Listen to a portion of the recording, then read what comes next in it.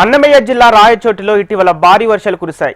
వర్షాల ఉధృతికి 4 వ్యక్తులు మురుగురు కాలువలో కొట్టుకుపోయారు. వరదల్లో కొట్టుకుపోయిన మృతదేహాలలో ఒకరిని మాండవ్య నదిలో గుర్తించగా మరో 3గురిని గవర్నర్ కళ్యాణ మండపం వద్ద పోలీసులు వెలికితీశారు. అక్కడి నుంచి మృతదేహాలను రాయచోటి ప్రభుత్వ ఆసుపత్రికి తరలించారు. మృతుల కుటుంబ సభ్యులను మంత్రి రాంప్రసాద్ రెడ్డి పరామర్శించారు. ప్రభుత్వం తరపున మృతుల కుటుంబాలకు ఒక్కొక్కరికి 5 లక్షల చెక్కులను పంపిణీ చేయగా తన వంతుగా కుటుంబానికి 1 లక్ష ఆర్థిక సాయం ప్రకటించారు. గత 30 ఏళ్లుగా రాయచోటిలో ఇంత భారీ వర్షం ఎప్పుడు కురవలేదని, ప్రజలు అప్రమత్తంగా ఉండాలని మంత్రి మండిపల్లి రాంప్రసాద్ రెడ్డి సూచించారు.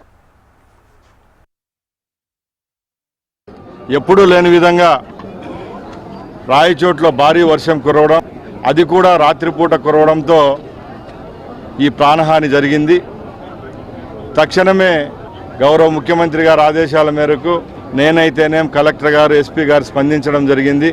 ఆ కుటుంబాలకు ప్రభుత్వం తరపున ప్రాణాలు తేకపోయినా మా వంతుగా డిజాస్టర్ మేనేజ్మెంట్ కింద 5 లక్షల రూపాయలు ఇవ్వడం జరుగుతోంది ఒకరు ప్రాణం కోల్పోయిన వారికి.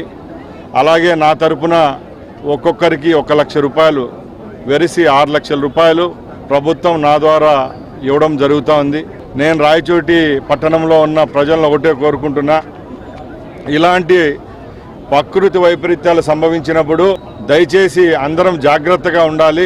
మనం ఎప్పుడు చూడలేదు గత 30 సంవత్సరాలుగా ఇంత భారీ వర్షం రాయచోటి పట్టణంలో కురవడం. అలాగే ఈరోజు పట్టణం విస్తరించడంతో భారీ నీటి ప్రవాహంలో ఆ 4 ప్రాణాలు కోల్పోవడం జరిగింది. రేపు రాబోయే కాలంలో కూడా ఇలాంటి దుర్ఘటనలు సంభవించకుండా ప్రభుత్వం ద్వారా మా ద్వారా చర్యలు తీసుకుంటామని ప్రజలకు హామీ ఇస్తున్నాం.